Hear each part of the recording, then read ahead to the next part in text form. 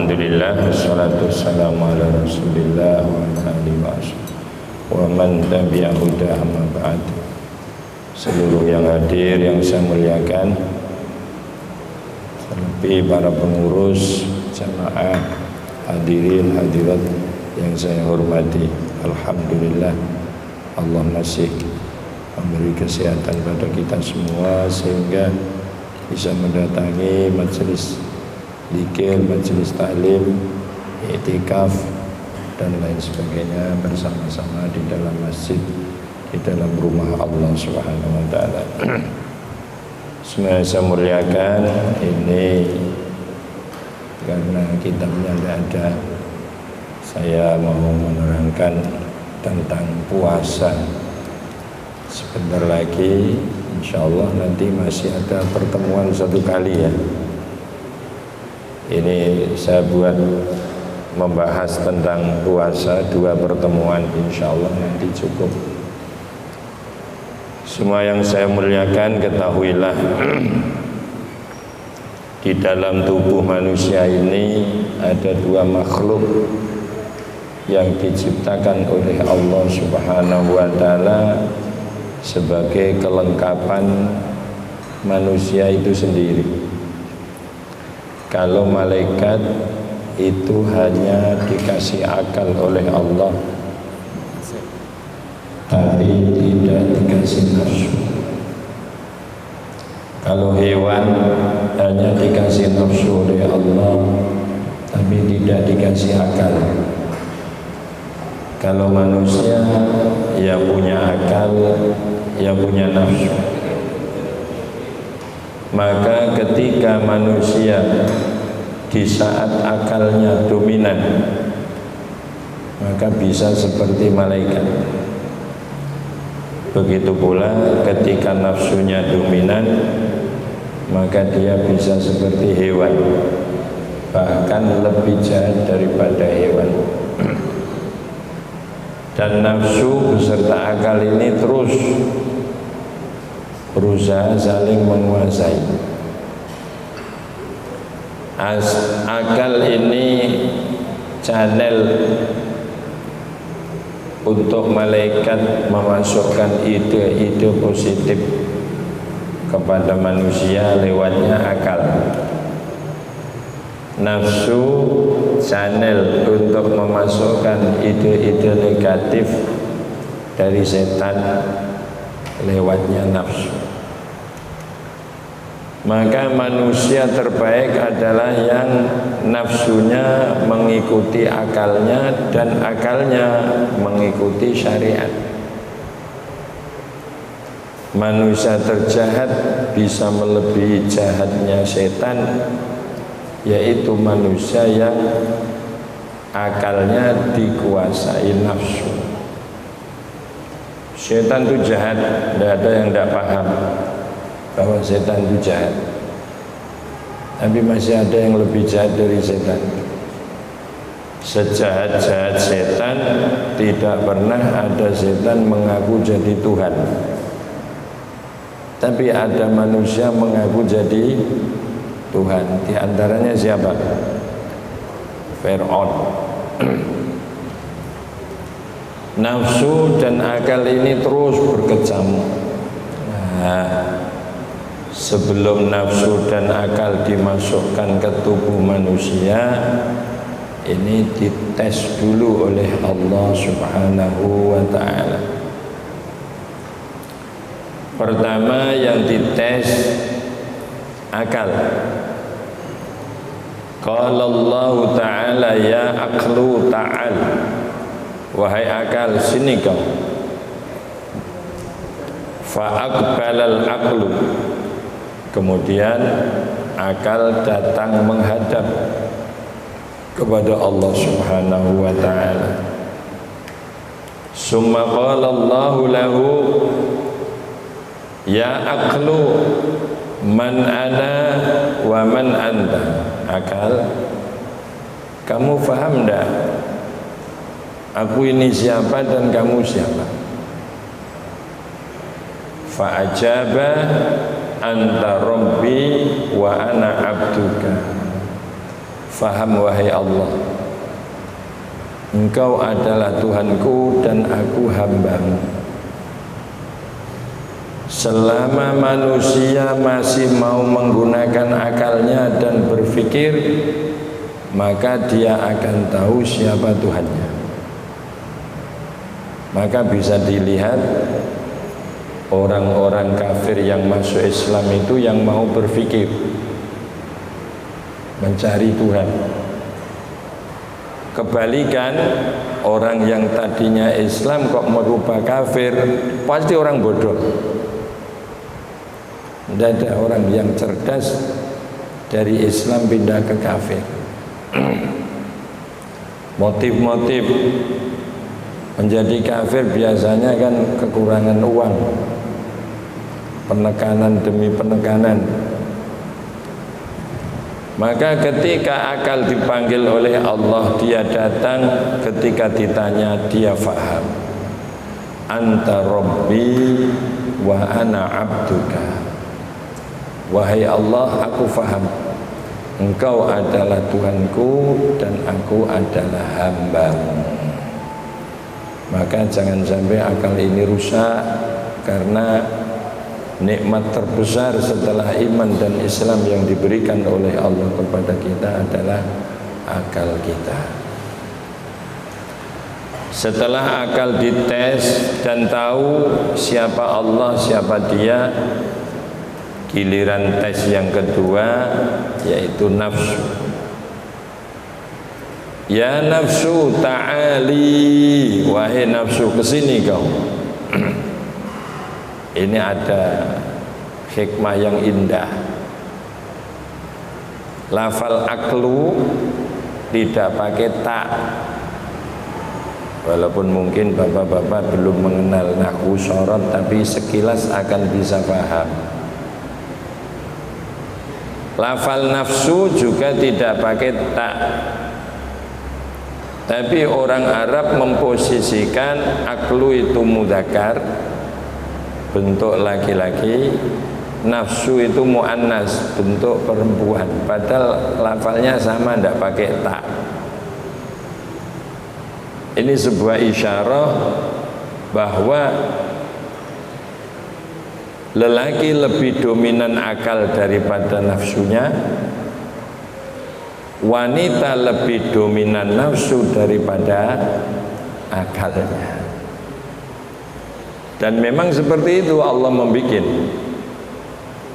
Manusia dikasih akal 90%, nafsu 10%. Ini lelaki.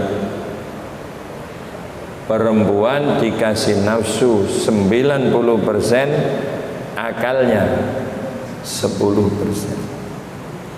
Kenapa seperti itu? Karena tugasnya beda. Maka Allah membuat beda.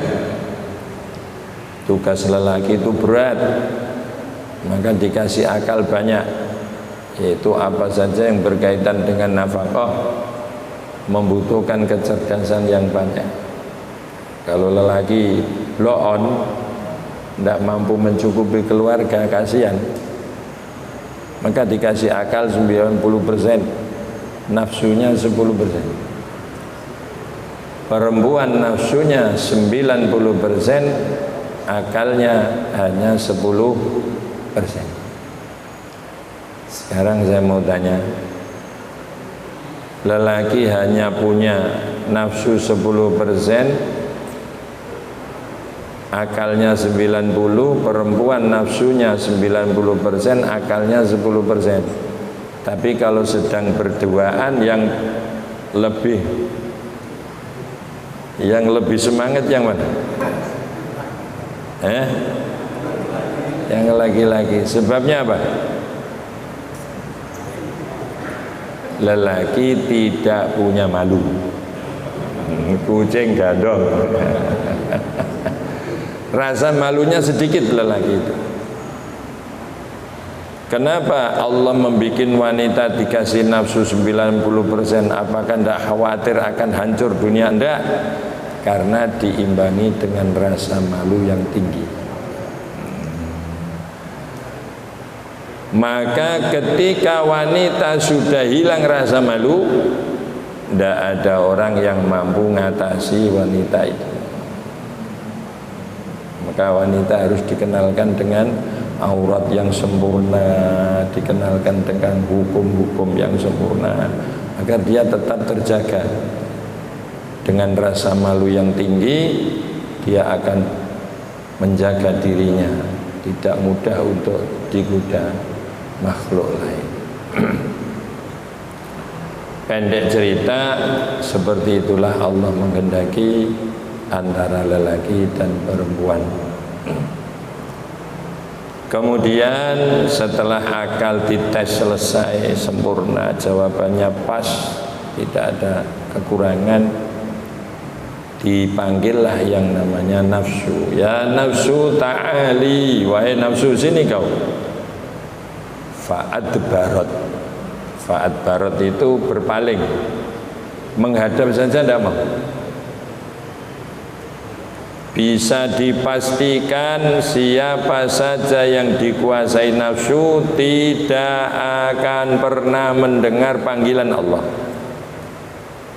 tidak akan pernah mendengar ketika dipanggil orang tuanya, dipanggil istrinya, dipanggil suaminya, dipanggil anaknya.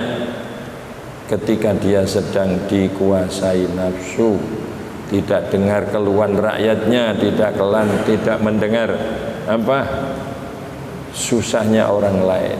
Itu ketika orang sedang dikuasai nafsu. Allah SWT bersabda dalam Al-Quran, nasullaha fa'ansahum anfusahum. Orang-orang kafir itu lupa pada Allah. Akhirnya Allah membuat mereka rupa terhadap dirinya sendiri. Dirinya sendiri itu lupa, saya ini sebetulnya siapa, harus bagaimana, ini berada di mana, dan nanti akan kemana, tidak tahu. Siapa saja yang dikuasai nafsunya akan punya sikap seperti itu. Nasullaha fa'ansahum anfusahum. Mereka lalai, lupa terhadap Allah. Akhirnya Allah membuat mereka lupa terhadap Allah. Apalagi keluarganya, apalagi anaknya, apalagi istrinya. Dirinya sendiri saja itu dia sudah tidak tahu. Itu bahaya orang yang mengikuti nafsu. Ketika nafsu dipanggil fa'adbarat, dia berpaling, menghadap saja tidak mau sudah. Tapi tetap dites sama Allah. Ya nafsu, man ana wa man andi. Nafsu, kamu tahu ndak aku ini siapa dan kau siapa? Apa jawab nafsu? Qalat ana, anta. Kamu ya kamu, saya ya saya. Masya Allah. Ditanya Allah kok jawabnya seperti itu. Kamu ya kamu, saya ya saya. Maka tidak aneh kalau ada anak tidak tahu orang tuanya. Tidak aneh kalau ada orang tidak tahu suaminya, tidak tahu istrinya. Saya, kamu sama, urusanmu masing-masing. Tidak usah ngikuti saya, tidak usah mengingatkan saya, tidak usah peduli kepada saya. Anak-anak, anta. Itu jawaban nafsu. Karena nafsu tidak faham tentang Allah, maka dipanggillah malaikatul azab, malaikat yang dikasih tugas menyiksa. Malaikat bawa nafsu ini, seret, masukkan ke api neraka 100 tahun. Bayangkan Pak, 100 tahun itu bukan waktu yang sebentar. Kita saja 70 tahun, 80-an sudah banyak yang bosan hidup ya. Yang sudah banyak yang bosan hidup. Ini dibakar 100 tahun tanpa diberhentikan. Terus, bakar terus. Apa yang terjadi setelah dibakar 100 tahun kemudian tintas. Tintas itu apa ya? Saya Indonesia. ditiriskan. Ora kerupuk.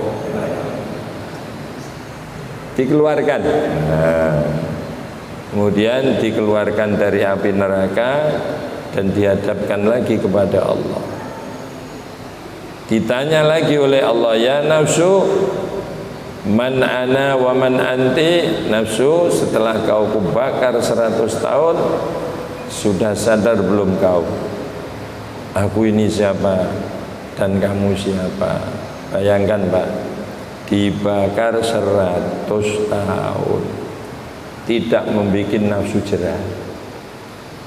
Jawabannya pancet, ana, anta. Aku ya aku, uwe.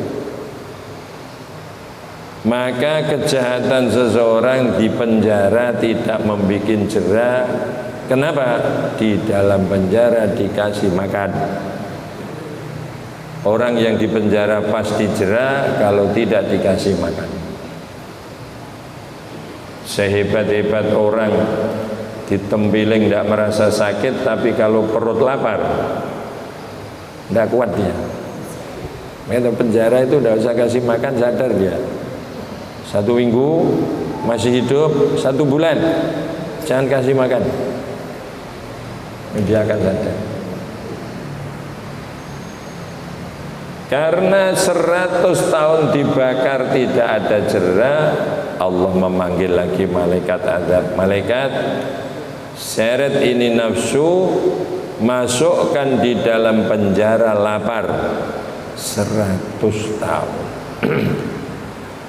Kemudian nafsu dipenjara dalam penjara kelaparan 100 tahun. Setelah dibikin lapar 100 tahun, dikeluarkan dari penjara, dihadapkan lagi kepada Allah dan ditanya. Di saat itulah nafsu baru sadar. Ya nafsu, man ana wa man anti. Wahai nafsu, sudah sadar kau? Aku siapa dan kau siapa? Qalat anta rabbi wa ana abduka. Iya wahai Allah, sekarang aku baru sadar engkau adalah Tuhanku dan aku adalah hambamu. Nah, untuk bisa diketahui semua makhluk Allah bahwa yang bisa meredakan kejahatan nafsu itu lapar. Nah, maka ini dibuat untuk mendandani manusia agar bisa tahu siapa kamu dan bisa paham kamu nantinya akan kemana. Maka manusia dibikin lapar dalam setiap setahun sekali. Berkaitan dengan itu pula Allah menunjukkan bagaimana nafsu bisa disadarkan hanya dengan lapar. Bersamaan itu pula kenapa manusia disuruh puasa 1 bulan.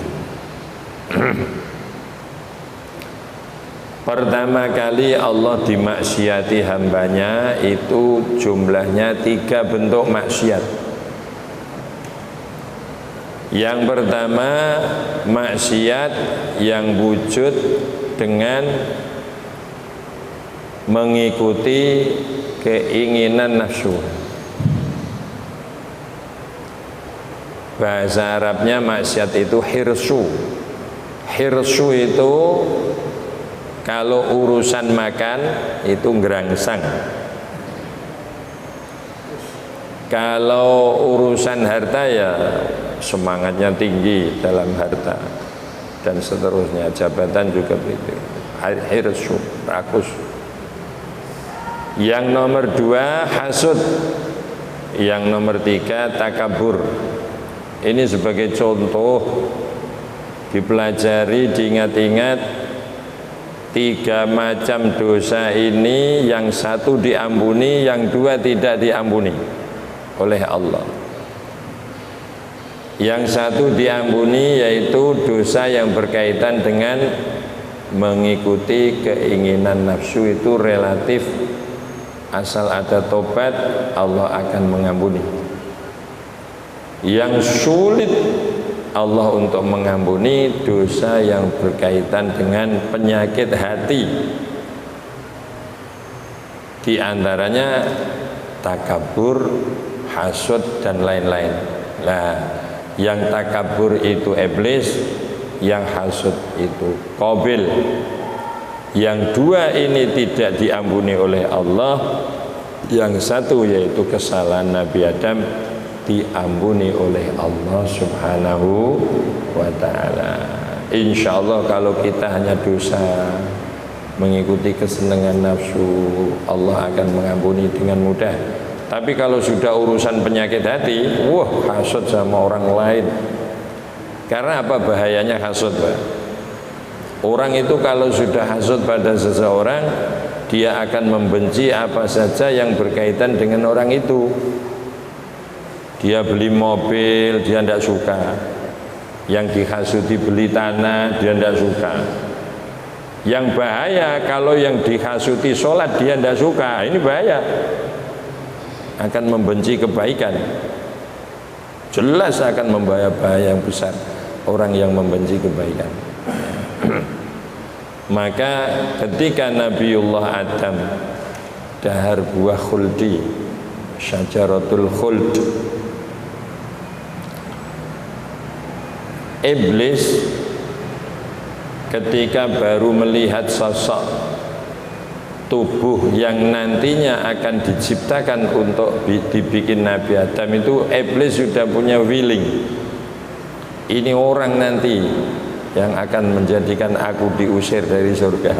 Itu baru melihat gembongnya itu, belum ada nyawanya. Sampai gembongnya Nabi Adam yang tergeletak di surga itu diludahi sama iblis. Tepat pada perutnya Nabi Adam yang masih berupa tanah itu. Pas malaikat lewat, diambil itu ludah dan dibuang. Ketika ludah ini dikerakop sama malaikat, dilemparkan menjadi anjing. Jadi anjing itu awalnya ludahnya siapa? Iblis. Maka anjing dibuat pisau-pisauan wong sak donya itu karena ludahnya iblis. Anjing kamu ya. Orang Arab kalau misal juga pakai anjing, orang Indonesia juga pakai anjing, orang Jawa pakai anjing, orang Madura pakai anjing, orang Amerika pun pakai anjing. Black dog, anjing hitam kau. Ini anjing. Setelah Nabi Adam alaihissalam diciptakan, kemudian dibikinkan istri, kemudian disuruh menetap di surga. Karena iblis hasud kepada Nabi Adam, takabur, kemudian pendek cerita diusir dari surga. Iblis tidak akan pernah tinggal diam kepada Nabi Adam dan seluruh anak cucunya sampai hari kiamat. Ingin tahu cita-cita iblis? La uhwiyannahum ajma'in illa ibadaka minhumul mukhlasin. Ini cita-cita iblis. Bersumpah di hadapan Allah, sungguh yakin akan aku sesatkan semua anak Adam. Loh, cita-cita kok gitu? Semua tanpa terkecuali. Illa ibadaka minhumul mukhlasin, kecuali hamba-hambamu yang ikhlas. Ketika sudah sampai titik ikhlas, baru iblis lari dari kita, Pak. Selama kita belum ikhlas, iblis tidak akan pernah peduli. Orang kaya datangi, orang fakir datangi, orang alim pun datangi kalau tidak ikhlas. Pejabat akan diroyok kanan kiri depan belakang ketika tidak ikhlas. Dan dia paling mudah untuk menggoda orang yang tidak ikhlas. Itu iblis. Itu sumpahnya di hadapan Allah. Karena iblis sudah diusir ke bumi, dia tetap mengupayakan bisa ketemu Nabi Adam. Pendek cerita, dia berubah menjadi kodok, ya, kemudian ada ular, dimakan sama kodok, itu dimakan sama ular, ditelan oleh ular. Tidak mati iblisnya, ularnya masuk surga, iblis keluar. Jadi bisa ketemu sama Nabi Adam. Gimana kabarnya Adam? Ya enak saya di surga. Adam, di surga ini ada yang dilarang oleh Allah untuk kamu? Ada. Kamu sudah tahu kenapa dilarang? Ya tidak tahu. Syajaratul khuld, pohon keabadian. Itu saya dilarang oleh Allah, jangan sampai mendekat saja tidak boleh. Wala taqraba hadhihi syajarah. Terus kamu tahu enggak sebabnya? Ya enggak tahu. Nah, itu karena kalau itu kamu makan, kamu tidak akan pernah mati selamanya. Makanya dilarang sama Allah. Nyaingin nanti kamu tidak akan mati. Akhirnya Nabi Adam kepingin tahu rasanya. Maka hirsu itu bahasanya yang kasar itu gerangsang, geragas. Tapi kalau Nabi Adam jangan kita bicara Nabi Adam hirsu itu geragas, enggak, kepingin tahu rasanya. Pendek cerita, Nabi Adam terprovokasi sama iblis. Nabi Adam mengambil, naik pohon, kemudian memetik buahnya. Ibu Hawa nyempal pakangnya. Memetik dengan nyempal, kesalahannya berat mana? Berat nyempal. Karena apa? Nafsunya lebih besar. Akhirnya dapat banyak kan kalau nyempal. Harus metik kan satu. Nabi Adam nyicipi, Ibu Hawa dahar. Banyak mana? Banyak dahar apa banyak ngincipi? Itu sebagai bukti nafsu wanita lebih banyak. Mulane tiang estri kali yang jaler nek dahar kata pundi? Wong wedon niku nek dahar sithik, tapi bolak-balik akhirnya akan. Nggih. Nabi Adam mencicipi, Ibu Hawa dahar. Dan beliau di dalam mengambilnya dipatahkan itu ranting syajaratul khuld. Sampai pohon khuld ini keluarkan darah. Allah marah. Hawa, sembrana kau. Sembrana itu apa? Sembrono. Ceroboh. Ceroboh kau Hawa.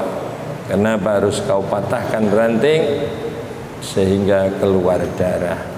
Ketahuilah Hawa, kamu dan seluruh anak cucumu yang wanita nanti akan saya kasih cobaan 17 cobaan.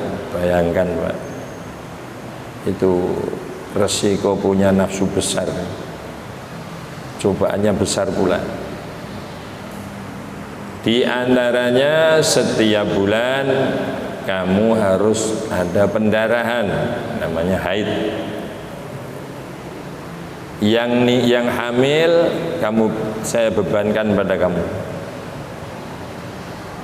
Setelah kamu hamil, kelahirkan, ada nifas, pendarahan yang panjang. Kemudian hak nikah, perempuan lelaki yang memilih, kamu dipilih. Hak tolak tak pegangkan pada lelaki. Maka nuwun sewu, wanita minta talak 1 hari 10.000 kali, tapi yang lakinya diem tidak akan putus itu pernikahan. Wah, itu kasihan yang perempuan Pak. Tidak, ada solusi. Kalau memang sudah tidak kuat untuk melanjutkan, solusinya ada namanya khulu, gugat cerai. Semua diatur oleh Allah. Dan lelaki tak perbolehkan nikah sampai 4, kamu tidak boleh. Terus sampai 17 coba. Setelah beliau berdua dahar buah khuldi, apa yang terjadi? Buah khuldi, buah surga halal. Tapi karena dilarang, membawa dampak negatif. Ya, halal tapi tidak diperbolehkan, tetap ada dampaknya. Apalagi yang haram. Kalau sesuatu itu haram, mungkin sudah pernah saya terangkan, orang yang mengkonsumsi barang haram, makanan, minuman dan lain sebagainya, punya dampak negatif sampai 40 hari. Orang yang kemasukan makanan minuman haram 40 hari, doanya tidak akan dinaikkan oleh malaikat. 40 hari. Sebelum habis 40 hari kok sudah makan haram lagi, tinggal nambahkan lagi 40 hari. Dan seterusnya. Maka mintalah kepada Allah, ya Allah kasihlah kami, anak-anak kami, istri kami rizki yang halal. Itu yang akan memudahkan kita berjalan sampai ke akhirat. Rizki yang halal. Karena yang di dahar Nabi Adam Ibu Hawa berpengaruh sampai 30 hari, maka seluruh anak cucu Nabi Adam diperintahkan untuk berpuasa. Masya Allah. Karena apa? Mbah buyut kita mengalami kesalahan dan semua anak cucunya diperintahkan untuk ikut merasakan tanggung jawabnya.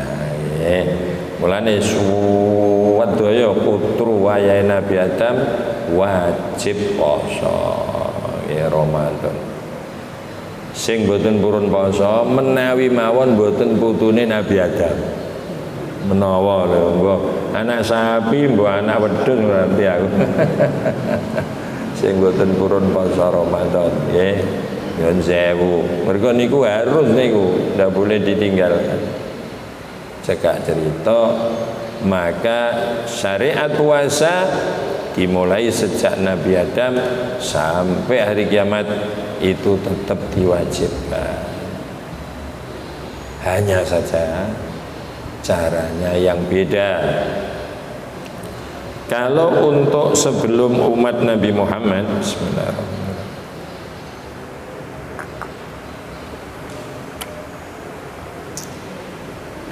sebelum umat Muhammad, puasa itu dalam setiap bulan diambil 3 kali, 3 hari. Itu kalau di total ya malah lebih, 36, karena bulannya 12. Untuk umat Rasulullah 1 bulan dan dikumpulkan dalam 1 bulan, yaitu bulan Ramadan. Lebih ringan mana? Lebih mudah mana? 1 bulan diambil 3 kali dalam 1 tahun dengan dikumpulkan dalam 1 bulan. Lebih mudah mana? Lebih mudah mana Pak? Lebih mudah dikumpulkan. Ya, ini karena umat Muhammad dikasih mudah oleh Allah. 1 bedanya. 2, sebelum umat Nabi Muhammad puasa itu mulai isya sampai maghrib berapa jam?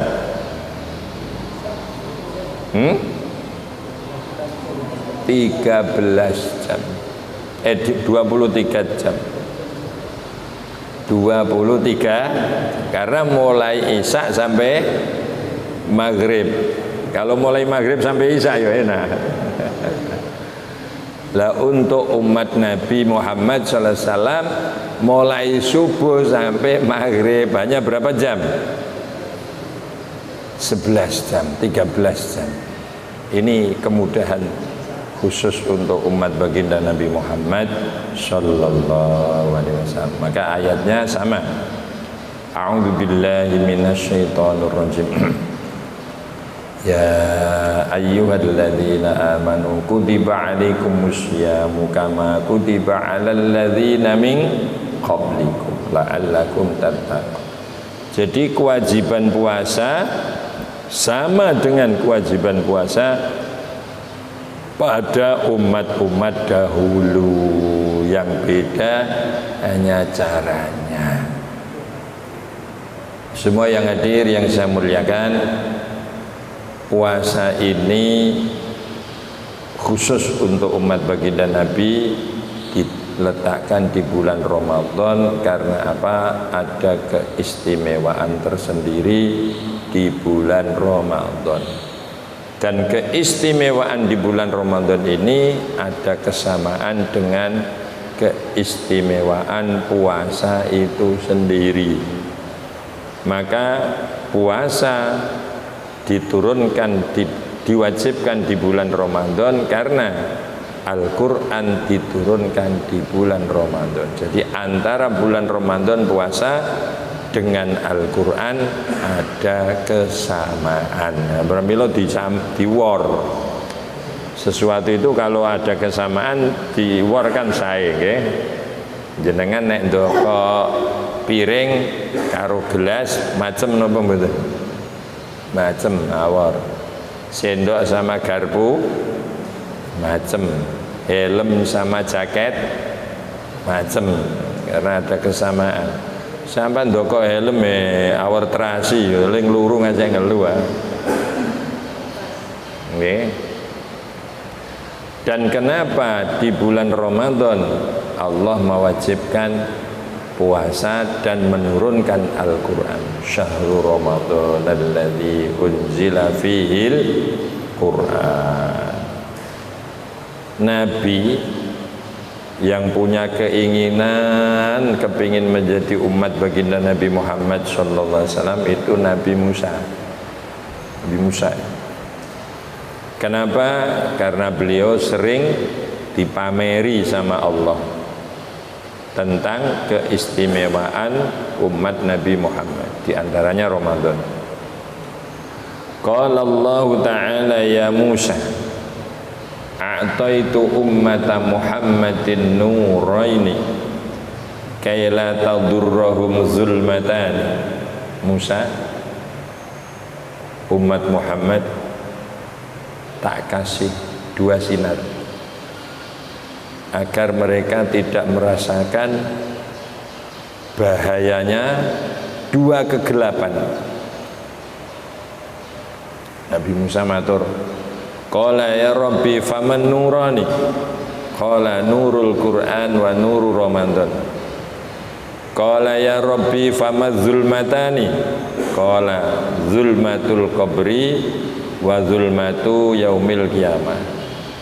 Wahai Allah, dua sinar apa yang akan dikasihkan kepada umat Muhammad, dan dua kegelapan apa yang sangat menakutkan yang akan diselamatkan pada umat Muhammad? Dijawab Allah, nurul Quran wa nuru Ramadan. Satu sinarnya Al-Quran, dua sinarnya Ramadan. Kemudian dua kegelapan yang akan menimpa semua manusia apa ya Allah yang nanti umat Muhammad akan terselamatkan? Satu, kegelapan alam kubur. Dua, kegelapan di hari kiamat. Sinar Al-Quran, sinar Ramadan punya visi yang sama, Pak. Apa itu? Membentuk pribadi-pribadi mukmin yang muttaqin, takwa. Quran juga begitu, puasa Ramadan juga begitu. Maka di dalam Allah menyebut kehebatan Al-Quran di awal surat Baqarah, Bismillahirrahmanirrahim, Alif Lam Mim, Dzalikal kitabu la raiba fi. Terusnya apa? Hudal lil muttaqin. Itu Al-Quran. Yang Ramadan tadi, kutiba alaikumussyam kama kutiba alal ladzina min qablikum la'allakum tattaqun. Sama Pak. Hudal lil muttaqin dengan la'allakum tattaqun niku sama. Hanya saja bentuk kalimatnya beda. Alif Lam Mim, tidak ada yang tahu kecuali Allah. Dzalikal kitabu la raiba fi. Itulah kitab yang sangat mulia, yang tidak ada kemamangan walaupun sedikit Hudan lil muttaqin, yang menjadi petunjuk yang sangat tinggi, sangat mulia, sangat sempurna, lil muttaqin, bagi orang-orang takwa. Artinya tidak pernah ada ditemukan orang sampai pada derajat takwa tanpa lewat jalur Quran. Tidak ada, Pak. Tidak ada.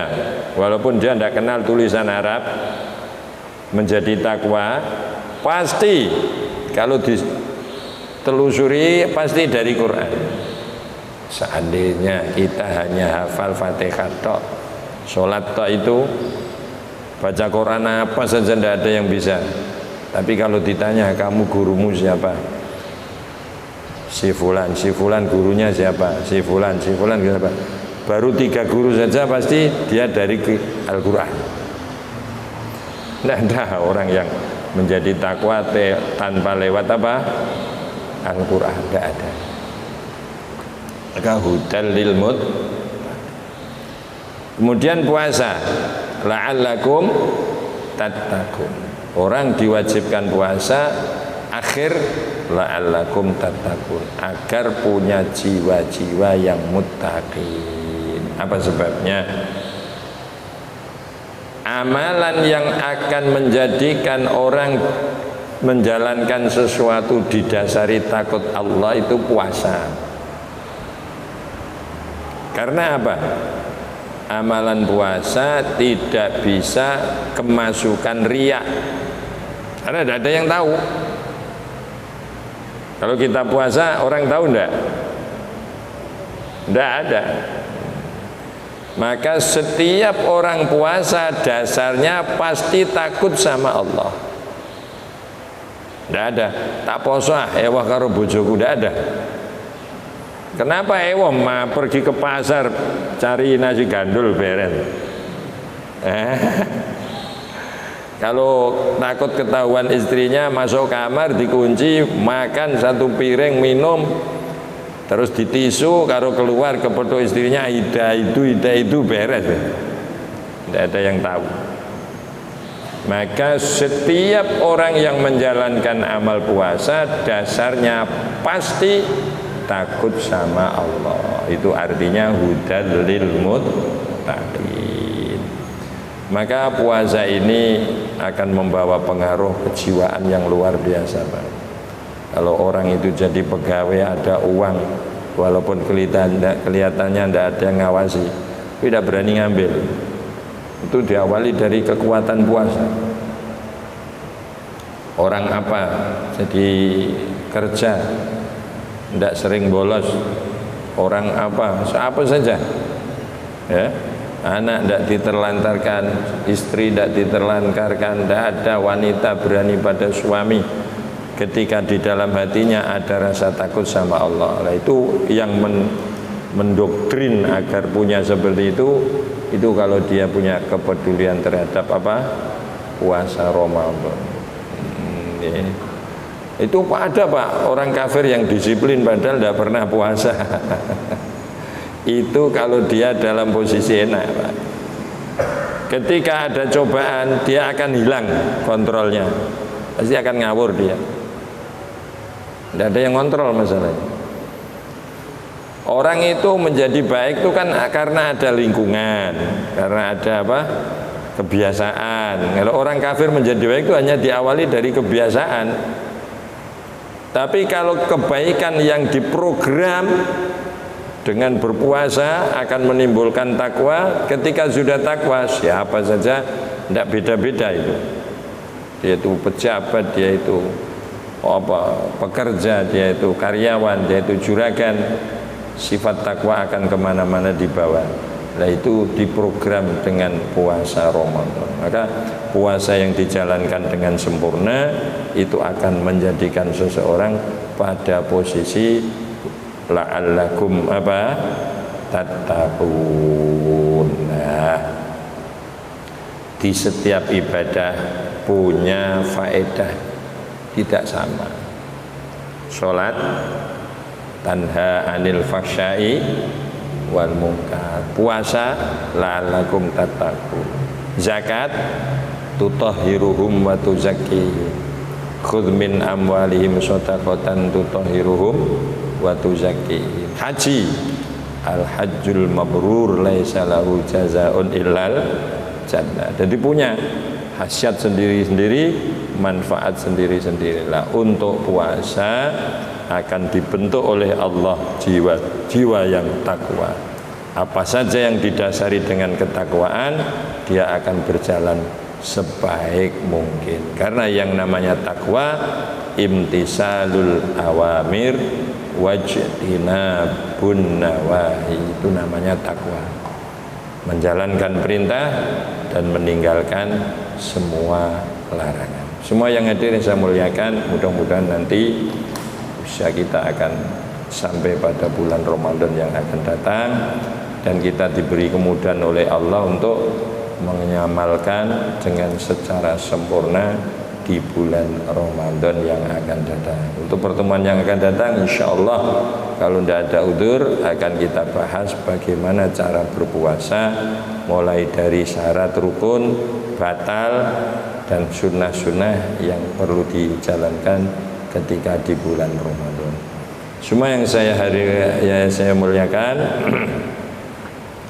tidak ada orang diberi kesempatan bertemu Ramadan lagi, punya kesempatan, tidak ada yang hebat melebihi nikmat itu. Maka nanti di kesempatan yang akan diberikan oleh Allah, kita upayakan semaksimal mungkin. Pertama, bekal untuk kita menghadapi Ramadan harus ada rasa senang di dalam hati. Bekal pertama ini, Pak. Man fariha bidukhuli Ramadan harramallahu jasadahu 'alan niran. Siapa saja yang senang dengan datangnya bulan Ramadan, menemuinya bulan Ramadan, apa yang akan diberikan oleh Allah? Harramallahu jasadahu 'alan niran. Allah akan mengharamkan tubuh orang itu tersentuh api neraka. Itu baru senengnya loh, Pak. Nah, umpama gini tuh, Mas, seneng tapi ketika Ramadan tidak puasa, itu tidak seneng namanya. Seneng tuh membutuhkan bukti kok. Wah, kayak kota guyang-guyu yo, bojoku mulai kok seneng aku. Ngene iku ya mbok pijeti ora. Oh, niku jenenge ndak ada buktinya. Kan? Dik, sampean seneng nek aku nang omah, seneng akhirnya pijeti mah. Siapa yang tahu, yang percaya kalau dia seneng? Ndak ada buktinya. Nah, bukti bahwa kita senang dengan datangnya Ramadan, yuk ketika datang kita muliakan, kita agungkan. Dengan cara bagaimana? Apa yang ada di dalam bulan Ramadan yang diperintahkan, amalan-amalan yang dianjurkan, kita laksanakan. Mudah-mudahan nanti Allah memberikan kita kesempurnaan. Amin Allahumma amin. Maulaya sholli wa sallim daiman abada ala habibika khairil khalqi kullihim huwal habibul ladzi turja syafa'atuhu likulli hawlim minal ahwali muqta'imi ya Rabbi bil Mustafa balligh maqasida waghfir lana ma madha ya wasi'al karami. Bismillahirrahmanirrahim. Alhamdulillahirabbil alamin ya arhamar rahimin ya arhamar rahimin ya arhamar rahimin. يا ذا الجلال والإكرام يا حي يا قيوم اللهم صل وسلم على سيدنا محمد وعلى آله وصحبه وسلم علمنا ما ينفعنا وانفع لنا ما علمتنا وارزقنا علما نافعا وعملا صالحا متقبلا تقبل وأوصل ثواب ما قرأنا وما تصدقوا بها لأرواح المذكورين بهذا المجلس المبارك اللهم اغفر لهم وارحمهم وعافهم واعف عنهم واجعل الجنة مثواهم ونقلهم من الخطايا كما ينقى الثوب الأبيض من الدنس ربنا هب لنا من أزواجنا وذرياتنا قرة أعين واجعلنا للمتقين إماما ربنا آتنا في الدنيا حسنة وفي الآخرة حسنة وقنا عذاب النار وصلى الله على سيدنا محمد النبي الأمي وعلى آله وصحبه وسلم والحمد لله رب العالمين. الفاتحة. Bismillahirrahmanirrahim. Alhamdulillahi rabbil alamin arrahmanir rahim maliki yaumiddin.